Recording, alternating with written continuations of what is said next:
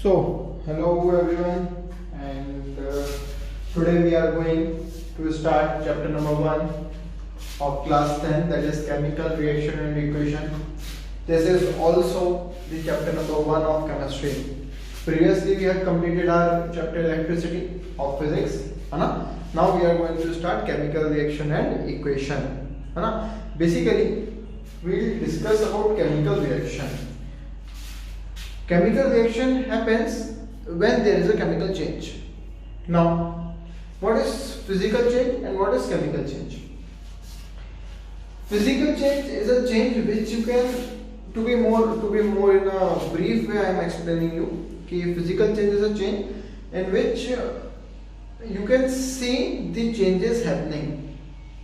In chemical changes, you cannot see the basic changes that is happening. You can see the final result. You can see the substance occurred, substance obtained, but you cannot see the changes which are happening inside the substance. For example, there is a beaker, and in this beaker there is a water, and in this beaker there is a water. When you will heat this beaker, what will happen? This water will gradually gets converted into steam. This water gradually gets converted into steam. समझ में आया?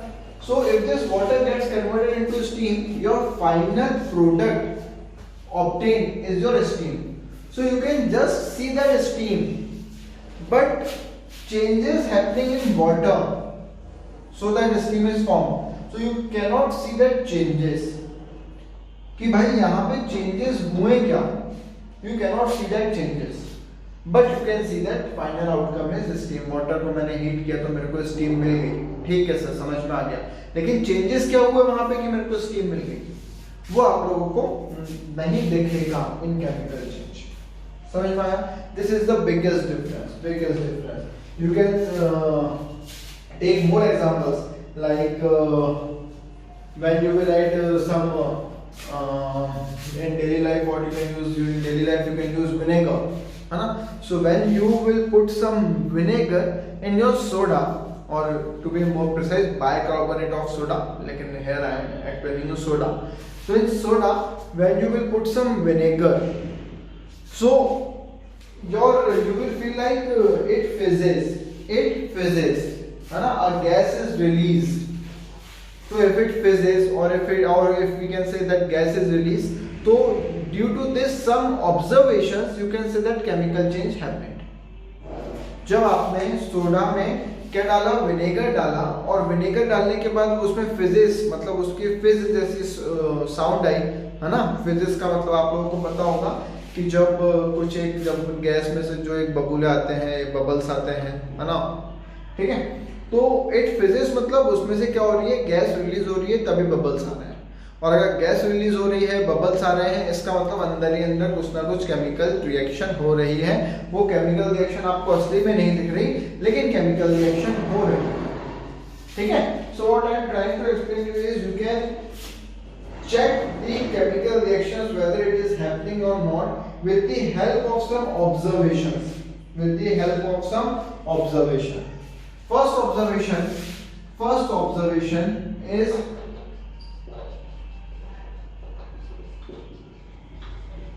change in state. If chemical reaction happen, your state will be changed. मतलब your solid will get converted into liquid, or liquid will be gas converted into gas, or gas is converted to solid, or solid is directly converted to gas without passing into liquid state. Anything, but you can observe change in state.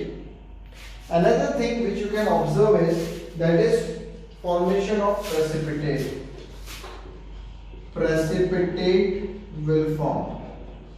Precipitate is nothing but it is just an unwanted particle which just settle down over a liquid. It's known as precipitate. Precipitate एक unwanted particle है, unwanted substance है जो क्या करेगा, settle down हो जाएगा। कहाँ settle down हो जाएगा, आपका जो भी सॉल्वेंट है उसके नीचे एकदम, ठीक है। तो उसको अपन बोलते हैं प्रेसिपिटेट। ये मिक्स नहीं होता। तो या तो आपको स्टेट में चेंज मिलेगा, या तो आपको प्रेसिपिटेट में चेंज मिलेगा, है ना।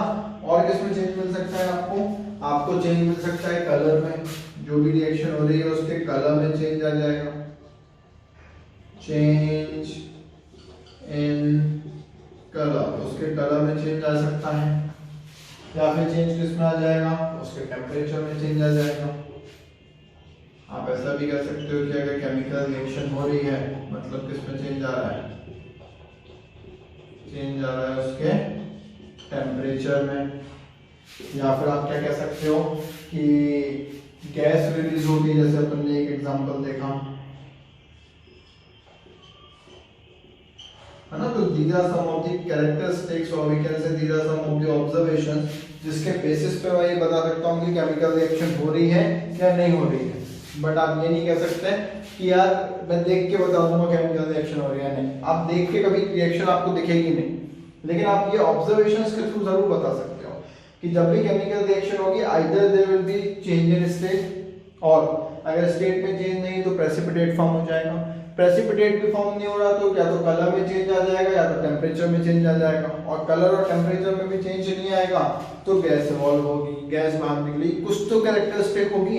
और इन पांचों में से अगर कोई सी भी कैरेक्टरिस्टिक शो कर दी तो इसका मतलब क्या है, इसका मतलब यह है कि आपका जो केमिकल है वो, आपकी जो केमिकल रिएक्शन है वो टेक प्लेस कर रही है। उसको आप क्या बोलोगे कि हाँ केमिकल रिएक्शन हो रही है। चलिए, अगर केमिकल रिएक्शन हो रही है, कैसे हो रही है, अपन इन पांचों कैरेक्टरिस्टिक्स में से अगर एक भी कैरेक्टरिस्टिक्स अगर आपको दिख रही है, either there will be change in state, either precipitate will form, or there will be change in color or temperature, or gas will be evolved। अगर इन पांचों कैरेक्टरिस्टिक्स में से कोई सी भी कैरेक्टरिस्टिक हो रही है, इसका मतलब केमिकल रिएक्शन हो रही है ना। और अगर केमिकल रिएक्शन हो रही है तो उसको अपन रिप्रेजेंट कैसे करेंगे कि सर केमिकल रिएक्शन किन किन चीजों के बीच हो रही है। तो that chemical reaction is basically represented by chemical equation, that is basically represented by chemical equation, that is basically represented by chemical equation। And chemical equation is nothing, it is just a representation of chemical change, it is just a representation of chemical change in terms of symbols and formulae, in terms of symbols and formulae of reactants and products। ठीक है, मैंने क्या बोला, chemical equation is nothing, it is just a representation of chemical change. Chemical change को represent करता है in terms of फॉर्मूले and in terms of symbols. Okay, चलो, एंड ऑब्वियस सी बात है, सिंबल्स और फॉर्मूले क्या रिप्रेजेंट करेंगे, रिएक्टेंट्स एंड प्रोडक्ट्स। चलो पहले समझते हैं कि what is reactants and what is products, पहले अपन ये समझते हैं, उसके बाद अपन समझेंगे सिंबल्स एंड फॉर्मूले, है ना। तो जैसे मैं बात करूं आपका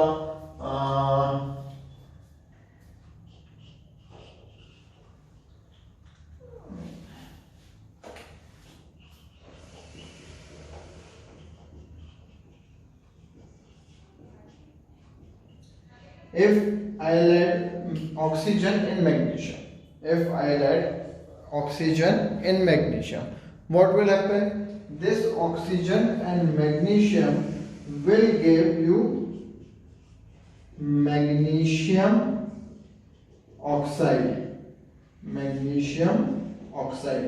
तो रॉ मटेरियल्स जो आपस में कंबाइन हो रहे हैं, रॉ मटेरियल्स जो आपस में कंबाइन हो रहे हैं वो क्या होते हैं, आपके रिएक्टेंट्स।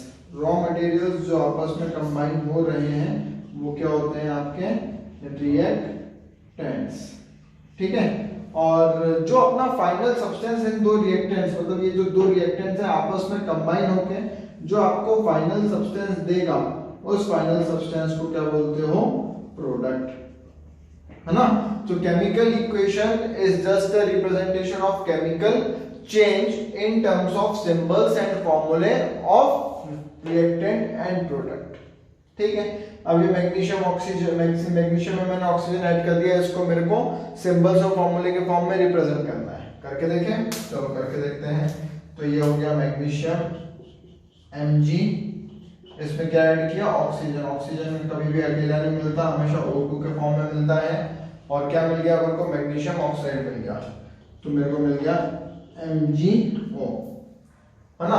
तो MgO अगर मिल गया तो ये वाला जो पार्ट है ये क्या हो जाएगा आपका रिएक्टेंट, और ये क्या हो जाएगा आपका प्रोडक्ट। और ये रिएक्टेंट और प्रोडक्ट जो है ये पूरी की पूरी जो रिएक्शन है, ये पूरी की पूरी जो रिएक्शन है, this will be your chemical equation. This will be your chemical equation. Hope so आप लोग केमिकल इक्वेशन होता क्या है समझ में आ गया होगा, कोई दिक्कत नहीं आई होगी। लेकिन बात अकेले केमिकल इक्वेशन तक नहीं है, बात आती है कि इस केमिकल इक्वेशन को क्या करना पड़ता है, अपन लोगों को बैलेंस करना पड़ता है। इस केमिकल इक्वेशन को क्या करना पड़ता है, अपन लोगों को बैलेंस करना पड़ता है। तो वो केमिकल इक्वेशन को अपन बैलेंस कैसे करेंगे, चलो देखते हैं कैसे बैलेंस करते हैं। So now we are going to study balance chemical equation. मैंने हर बार आप लोगों को बोला है कि पढ़ाई किया करो समझने के लिए कि अपन कर क्यों रहे हैं, ये मत किया करो कि एग्जाम पॉइंट ऑफ व्यू से पढ़ना है ना। तो सबसे पहले आपको ये समझना पड़ेगा कि सर ये बैलेंस केमिकल इक्वेशन होती क्या है, और इससे भी सबसे ज्यादा इंपॉर्टेंट और सबसे बड़ा क्वेश्चन कि करते क्यों हैं। अगर आपको यही नहीं पता चलेगा कि करते क्यों हैं तो आपको फील नहीं आएगा कि यार ये अपन कर क्यों रहे हैं, ये अपन पढ़ाई कर क्यों रहे हैं, है ना। तो फील लाने के लिए एक एग्जांपल देता हूं। जैसे Fe, मेरे ख्याल से सभी लोगों को पता होता है कि Fe क्या होता है। और इस Fe को मैंने पानी में मिला दिया, Fe में मैंने क्या डाल दिया, आपका H2O डाल दिया। तो जो मेरा प्रोडक्ट बनेगा वो क्या हो जाएगा, Fe3O4 प्लस H2, है ना। Fe3O4 plus H2। तो ये वाला जो एरिया है ये हो जाएगा आपका रिएक्टेंट। ये वाला एरिया क्या हो गया आपका रिएक्टेंट। और ये वाला जो एरिया है ये क्या हो गया आपका, ये हो गया प्रोडक्ट। क्यों, दो आपस में रॉ मटेरियल्स जो कंबाइन हुए और कंबाइन होकर जो हमने फाइनल सब्सटेंस आपको बना के दिया वो हो गया प्रोडक्ट। अब लेकिन law of conservation of mass, law of conservation of mass ने कहा था कि mass can not be created और destroyed in a given chemical reaction. Mass कभी भी अपन क्रिएट या डिस्ट्रॉय नहीं कर सकते केमिकल रिएक्शन में, है ना। अगर मास डिस्ट्रॉय नहीं कर सकते, जैसे ये Fe है या ये H2O है, ये एलिमेंट्स हैं या कंपाउंड्स हैं। इन एलिमेंट्स या कंपाउंड्स में फिक्स्ड नंबर ऑफ एटम्स रहते हैं। इन एलिमेंट्स या कंपाउंड्स में फिक्स्ड नंबर ऑफ एटम्स रहते हैं। वो एटम्स डिवाइड हो सकते हैं लेकिन कम या ज्यादा नहीं हो सकते, है ना। डिवाइड हो सकते हैं लेकिन कम या ज्यादा नहीं हो सकते। जैसे कि यहाँ पे Fe है तो ये एक एलिमेंट है, और यहाँ पे भी Fe है तो वो भी एलिमेंट है। लेकिन इस रिएक्टेंट से जब प्रोडक्ट बना तो यहाँ Fe 3 हो गए। तो ये case according to law of conservation of mass applicable नहीं है कि reactant side number of atoms in particular given element कुछ और हो और in product side number of atoms in particular given element कुछ और हो। ये पॉसिबल नहीं है। अगर यहाँ पे Fe के 3 मॉलिक्यूल्स होंगे तो ही यहाँ 3 हो सकते हैं। This case is not possible कि यहाँ 3 है और यहाँ पे 1 है, तो भाई बाकी का आयरन कहाँ से आ गया, समझ रहे हो। तो यहाँ पे अपने को एक रोल निभाना पड़ता है, और वो रोल निभाना पड़ता है क्या, बैलेंस केमिकल इक्वेशन। रोल क्या निभाना पड़ता है, बैलेंस केमिकल इक्वेशन। मतलब अब यहाँ पे आपको इक्वेशन को क्या करना पड़ेगा, बैलेंस करना पड़ेगा। कैसे बैलेंस करोगे कि number of atoms on reactant side should be equals to number of atoms on product side. और अगर ये एटम्स आपस में इक्वल हो गए इसका मतलब क्या है कि आपकी बैलेंसिंग होना सक्सेसफुल हो गई। ठीक है, चलो करते हैं। सबसे पहले एक टेबल बना लेता हूं मैं अभी आप लोगों को सिखाने के लिए, बाद में तो आप लोगों का दिमाग चलने लगेगा तो अपन डायरेक्टली कर सकते हैं, अभी नहीं, लेकिन अभी अपन थोड़ा सा सीखेंगे।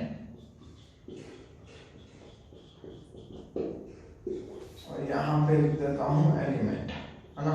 कौन कौन सा एलिमेंट प्रेजेंट है भाई रिएक्शन में? रिएक्शन में प्रेजेंट है Fe, रिएक्शन में प्रेजेंट है H और रिएक्शन में प्रेजेंट है O। तो Fe रिएक्टेंट साइड कितना है 1, Fe प्रोडक्ट साइड कितना है 3 मॉलिक्यूल्स है ना।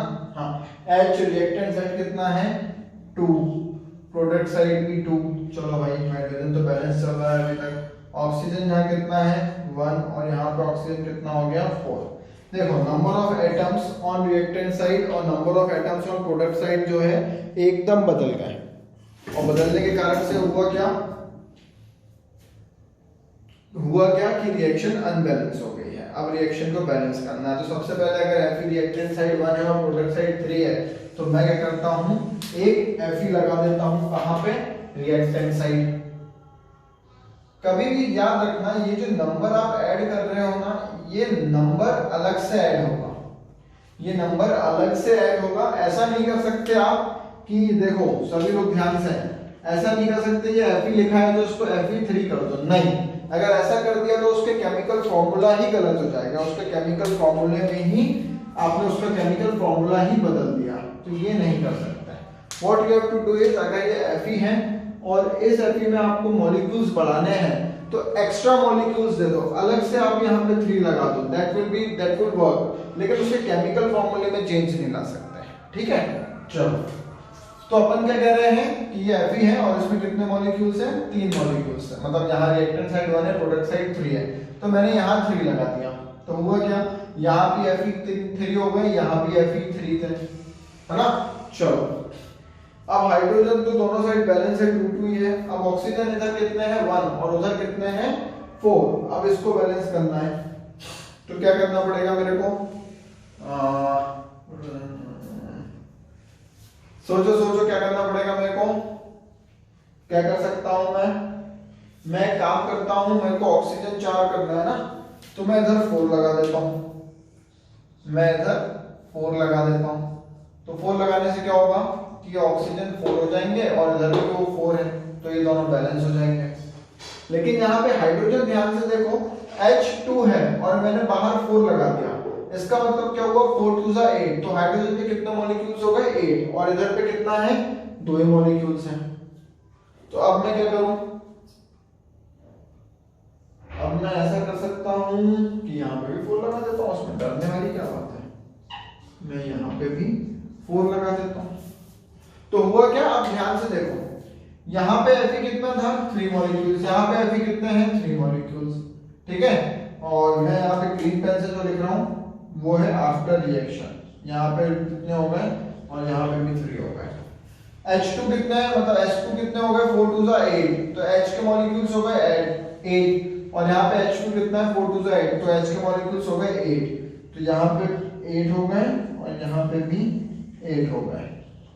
नाउ ऑक्सीजन के मॉलिक्यूल्स कितना है 4, यहाँ पे कितने हैं 4, तो अब क्या हुआ कि जितने मॉलिक्यूल्स एलिमेंट के रिएक्टेंट साइड है उतने ही मॉलिक्यूल्स एलिमेंट के प्रोडक्ट साइड है, और यहाँ पे हो गई आपकी रिएक्शन क्या बैलेंस, है ना।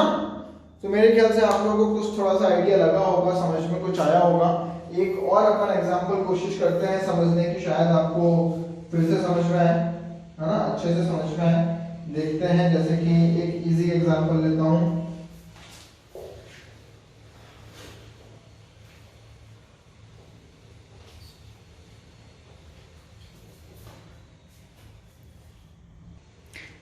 एक और एग्जांपल मैं आप लोगों के सामने लेता हूं, वो एग्जांपल क्या है,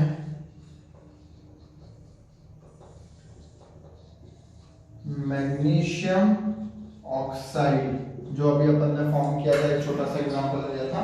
उस मैग्नीशियम ऑक्साइड में मैं क्या मिला देता हूं, अब मिला देता हूं कार्बन, तो मेरे को क्या मिल जाएगा, मेरे को मैग्नीशियम, मेरे को मिल जाएगा magnesium plus carbon monoxide, mono का मतलब होता है 1, कार्बन मोनोऑक्साइड, मोनो का मतलब होता है क्या 1, तो इसको मैंने क्या लिख दिया मैग्नीशियम ऑक्साइड मतलब MgO प्लस कार्बन मतलब C will give you Mg magnesium plus carbon monoxide, तो ऑक्सीजन का एक ही मॉलिक्यूल रहेगा। ठीक है, तो ऑब्वियसली बात है, ये हो गई आपकी रिएक्टेंट साइड, ये हो गई आपकी प्रोडक्ट साइड। अगर ध्यान से देखो इस रिएक्शन को, तो ये Mg रिएक्टेंट साइड 1 है और Mg प्रोडक्ट साइड भी 1 है, तो बैलेंस है। ऑक्सीजन रिएक्टेंट साइड 1 है, प्रोडक्ट साइड भी 1 है, तो ये भी बैलेंस हो गई। कार्बन रिएक्टेंट साइड 1 है, कार्बन प्रोडक्ट साइड भी 1 है, तो ये भी बैलेंस हो गई, है ना। तो एक ये ऑलरेडी बैलेंस रिएक्शन है, इसमें आपको बैलेंस करने की जरूरत नहीं है। ये एग्जांपल मैंने इसलिए लिया क्योंकि आपको समझ में आए कि यार ऑलरेडी अगर बैलेंस है तो जरूरी नहीं है कि हर रिएक्शन को आपको बैलेंस करना ही पड़े। ऑलरेडी बैलेंस है तो रिएक्शन को बैलेंस मत करो, दैट वुड वर्क, है ना। चलो एक क्वेश्चन और अगर मैं आपसे बोलूं, फास्फोरस प्लस ऑक्सीजन, मैं डायरेक्ट लिखता हूं phosphorus plus oxygen. Phosphorus is denoted by P4, हमेशा 4 मॉलिक्यूल्स के साथ मिलेगा। ऑक्सीजन इज O2, है ना। इसको क्या बना लिया, ये फास्फोरस पेंटाऑक्साइड बना लिया, फास्फोरस पेंटाऑक्साइड, तो फास्फोरस पेंटाऑक्साइड, है ना। कभी आपको अगर डाउट हो कि ये सर फॉर्मूले कैसे निकलते हैं, तो 9th क्लास में एटम्स एंड मॉलिक्यूल्स में अपन ने पढ़ा है कि एलिमेंट्स लेंगे, उनकी वैलेंसी उनके नीचे लिखेंगे, क्रॉस मल्टीप्लाई कर देंगे तो फॉर्मूला बन जाएगा। ठीक है, तो P4 plus O2 will give you P2O5। Now अगर इसको मेरे को बैलेंस करना है, तो रिएक्टेंट साइड फास्फोरस के 4 मॉलिक्यूल्स हैं, ऑक्सीजन के 2 मॉलिक्यूल्स हैं। यहाँ पे फास्फोरस के कितने मॉलिक्यूल्स है 2, तो सबसे पहले मैं इसके आगे लगा देता हूँ 2, सबसे पहले इसके आगे मैंने क्या लगा दिया 2, उससे हुआ क्या, फास्फोरस 2 to the 4 और ये भी 4, तो फास्फोरस तो बैलेंस हो गया। लेकिन O5 है, यहाँ पे O कितना है 5 है into 2, ये पूरे से मल्टीप्लाई होगा ना, तो O5 into 2 will be O10।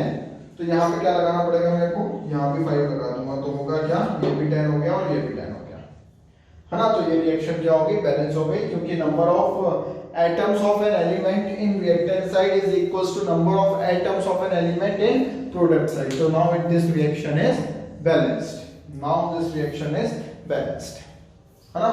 तो बैलेंसिंग रिएक्शन जो होती है वो आपको बिल्कुल लॉ ऑफ कंजर्वेशन ऑफ मास को भी एप्लीकेबल करके ही आपके पास पूरा का पूरा रिजल्टेंट इक्वेशन निकल के आती है।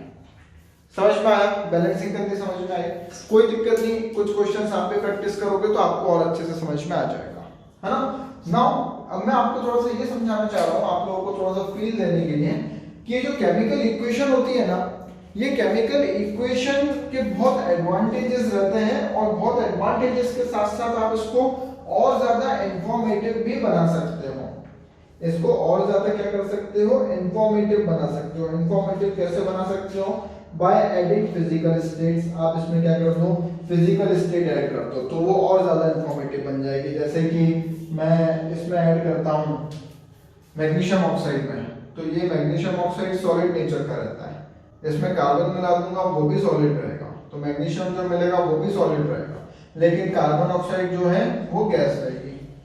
तो ये मैंने क्या किया, रिएक्शन को और ज्यादा, जो केमिकल इक्वेशन है उसको और ज्यादा क्या किया मैंने, इंफॉर्मेटिव बना दिया। इंफॉर्मेटिव कैसे बना दिया, by adding their physical states. Okay, उसकी नेक्स्ट वाली रिएक्शन को भी इंफॉर्मेटिव बनाना है तो वो भी आप इंफॉर्मेटिव बना सकते हो कि P4 जो रहेगा ऑब्वियसली सॉलिड रहेगा, ऑक्सीजन बहुत ऑब्वियस सी बात है कि गैस रहेगी, और ऑक्सीजन को जब मैं P4 में मिलाऊंगा तो मेरे को जो सब्सटेंस मिलेगा वो भी सॉलिड नेचर की रहेगा।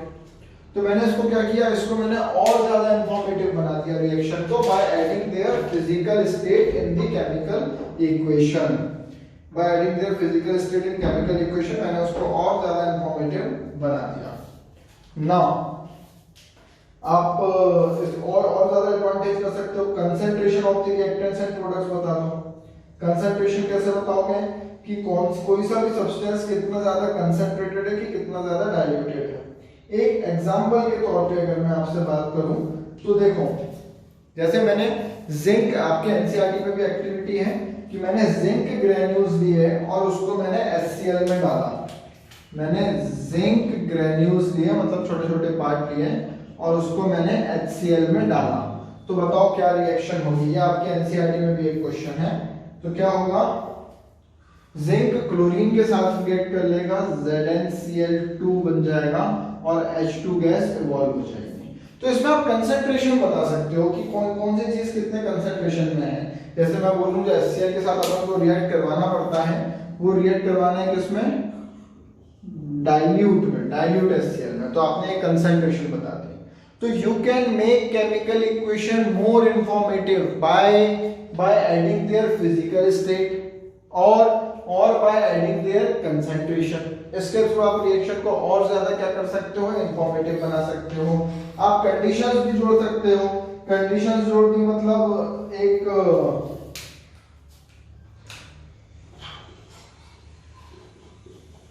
आपके पास कार्बन डाइऑक्साइड है या कार्बन मोनोऑक्साइड है, उसमें मैंने क्या किया, हाइड्रोजन ऐड करी, तो मेरे को जो मिल जाता है कंपाउंड, वो मिल जाता है CH3CO। ये जो मेरे को कंपाउंड मिलता है वो मिलता है CH3OH, है ना, जो आपको CO के साथ जब भी आप रिएक्ट करवाओगे कार्बन मोनोऑक्साइड में जब आप हाइड्रोजन मिलाओगे तो आपको मिलता है CH3OH, है ना। अब इसको अगर आपको इंफॉर्मेटिव बनाना है तो आप क्या कर सकते हो कि आप इसमें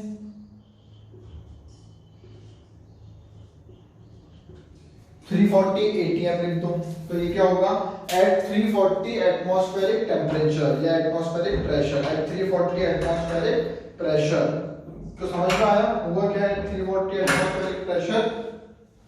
ये अपन ने उसमें क्या बता दिया, उसकी कंडीशन ये मैंने उसकी कंडीशन बता दी कि कार्बन मोनोऑक्साइड को जब मैं हाइड्रोजन के साथ रिएक्ट करूंगा एट 340 एटमॉस्फेरिक प्रेशर, तो ही आपको CH3OH मिलेगा।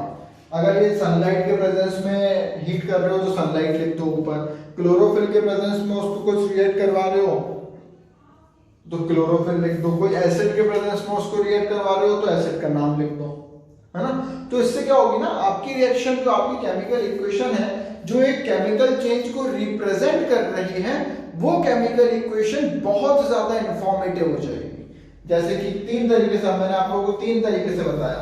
सबसे पहला तरीका क्या था कि आप उसके फिजिकल स्टेट को मेंशन कर दो। दूसरा तरीका क्या था, आप उसके कंसंट्रेशन को मेंशन कर दो। तीसरा तरीका क्या है, जो टर्म्स एंड कंडीशंस पे वो केमिकल रिएक्शन हो रही है उस टर्म्स एंड कंडीशंस को ऊपर लिख दो कि एटमॉस्फेरिक प्रेशर या टेम्परेचर कितना होना चाहिए, या फिर आप कहो कि किस एसिड के रिस्पेक्ट में आप उसे बर्न कर रहे हो। सनलाइट चाहिए तो सनलाइट लिखो, क्लोरोफिल चाहिए तो क्लोरोफिल लिखो। तो इससे आप रिएक्शंस को और ज्यादा क्या कर सकते हो, इंफॉर्मेटिव बना सकते हो। लेकिन यहाँ पे बात अकेले इंफॉर्मेटिव बनाने की नहीं है, यहाँ पे आपको क्या करना है, क्वालिटेटिव इंफॉर्मेशन के साथ साथ क्वांटिटेटिव इंफॉर्मेशन भी देना है। क्वालिटेटिव मतलब magnesium oxide reacts with carbon will give magnesium and carbon monoxide. तो ये क्या हो गई, ये हो गई आपकी क्वालिटेटिव इंफॉर्मेशन कि हाँ आपको समझ में आ गया कि क्या चीजें हैं। अब क्वांटिटेटिव इंफॉर्मेशन में क्या होगा कि 56 gram of magnesium oxide will react with 44 gram of carbon to give 30 gram of magnesium plus carbon monoxide के कुछ ग्राम कर लो। तो वो जो आपने कितने ग्राम ऑफ सब्सटेंस लेके आप उसको रिएक्ट करा रहे हो, तो वो क्या हो जाएगा, क्वांटिटेटिव भी हो जाएगा, क्योंकि आपने क्वांटिटी बता दी कि कितनी क्वांटिटी में आप रिएक्शन को क्या करा रहे हो, रिएक्ट करा रहे हो। लेकिन यहाँ पे बात खत्म होती नहीं है। यहाँ पे मैंने आप लोगों को बताया है कोई सी भी चीज इस दुनिया में आइडियल कंडीशन नहीं है। आइडियल कंडीशन मतलब 100% परफेक्ट नहीं है। तो आप केमिकल चेंज को केमिकल इक्वेशन से रिप्रेजेंट तो करते हो, फिर भी इसमें कुछ ना कुछ लिमिटेशंस रह जाती हैं। लिमिटेशंस क्या रह जाती हैं कि आपको जो रिएक्टेंट्स एंड प्रोडक्ट्स आपके पास हैं, ये रिएक्टेंट्स एंड जो प्रोडक्ट्स आपके पास हैं उसकी एक्चुअल कंसंट्रेशन नहीं पता चल पाती। कि मैंने बोला डाइल्यूट, अरे कितना डाइल्यूट पता है क्या, नहीं पता। तो वो कितना डाइल्यूट है वो आप केमिकल इक्वेशन में रिप्रेजेंट नहीं कर सकते। ये इस केमिकल इक्वेशन की एक लिमिटेशन है। ऐसे ही कि ये जो रिएक्शन हो रही है, जैसे कि मैंने बोला कि एक हाइड्रोक्लोरिक डाइल्यूट हाइड्रोक्लोरिक एसिड में मैंने जिंक डाल दिया, तो जिंक ने क्लोरीन के साथ रिएक्ट करके जिंक क्लोराइड फॉर्म कर लिया और हाइड्रोजन बाहर निकल गया। ठीक है सर, लेकिन इस पूरे रिएक्शन में मेरे को टाइम कितना लगा, इस पूरे रिएक्शन में मेरे को टाइम कितना लगा मुझे नहीं पता। चलो ठीक है सर। इसके बाद एक और लिमिटेशन हो गई है ना। इसके बाद एक और लिमिटेशन ये है कि ये रिएक्शन फिजिबल है या नहीं। रिएक्शन ये फिजिबल है कि नहीं है वो आप नहीं बता सकते हैं कि भाई कोई सी भी रिएक्शन फिजिबल होनी भी तो चाहिए तभी तो रिएक्ट करेगी, अगर फिजिबल नहीं है तो रिएक्ट ही नहीं करेगी। इसका भी एक बहुत अच्छा एग्जांपल दूं मैं आप लोगों को। जैसे मैं एक रिएक्शन लिखता हूं Cu plus H2SO4 will give CuSO4। ये CuSO4 दे दिया और बाहर क्या निकल जाएगा मेरे को थोड़ा सा देख के बताओ। मेरे ख्याल से CuSO4 हो गया तो बाहर क्या निकलेगा H2 बाहर निकलेगा, है ना। और इसकी अगर और ज्यादा इंफॉर्मेटिव बना सकता हूँ मैं रिएक्शन को कैसे, उसको स्टेट बता के। तो कॉपर तो आपका बहुत ऑब्वियस सी बात है सॉलिड रहेगा, H2SO4 लिक्विड रहेगा, एक्वस CuSO4 भी एक्वस रहेगा, H2 जो बाहर निकलेगी वो गैस के फॉर्म में बाहर निकलेगी। तो ये मैंने उसको और ज्यादा इंफॉर्मेटिव बना दिया। तो ये रिएक्शन जो है असली में आपको फिजिबल ले रही है, मतलब असली में आपको ऐसा लग रहा है कि ये रिएक्शन जो है टेक प्लेस करेगी और ये फिजिबल है ना। लेकिन इन actual this reaction does not occur. देख रहे हो इतनी प्यारी रिएक्शन है, बिल्कुल 100% बैलेंस हो रही है, सब कुछ हो रहा है, लेकिन but in real life this reaction does not occur actually. और अगर ये रिएक्शन अकर ही नहीं कर रही मतलब ये अगर ये रिएक्शन हो ही नहीं रही, ये रिएक्शन अकर ही नहीं हो रही मतलब ये फिजिबल नहीं है। और if this reaction is not feasible तो केमिकल इक्वेशन के पास ऐसा कोई भी तरीका नहीं है जो इस रिएक्शन को बता पाए कि whether this reaction is feasible और नॉट। ठीक है, तो ये कुछ लिमिटेशंस भी है, कुछ छोटी छोटी सी, लेकिन एडवांटेजेस बहुत बड़े बड़े हैं, तो इस लिमिटेशंस का कोई फायदा नहीं है। आपके जनरल अवेयरनेस के लिए मैंने आपको इसके लिमिटेशंस भी बता दी। और यहाँ पे अपन ने कुछ बैलेंसिंग का वो भी सीखे हैं कि अपन बैलेंसिंग करते कैसे हैं। इस वीडियो के एंड में कुछ क्वेश्चंस भी आप लोगों के पास मैं होमवर्क के तौर पे आप लोगों को दूंगा। जितने स्टूडेंट्स ये होमवर्क कर चुके हैं ऑलरेडी मेन क्लास में, नॉट टू वरी, जितने नए स्टूडेंट्स हैं वो अपनी बैलेंसिंग की प्रैक्टिस कर सकते हैं। In next video we will move on to types of chemical reaction. Thank you all of you.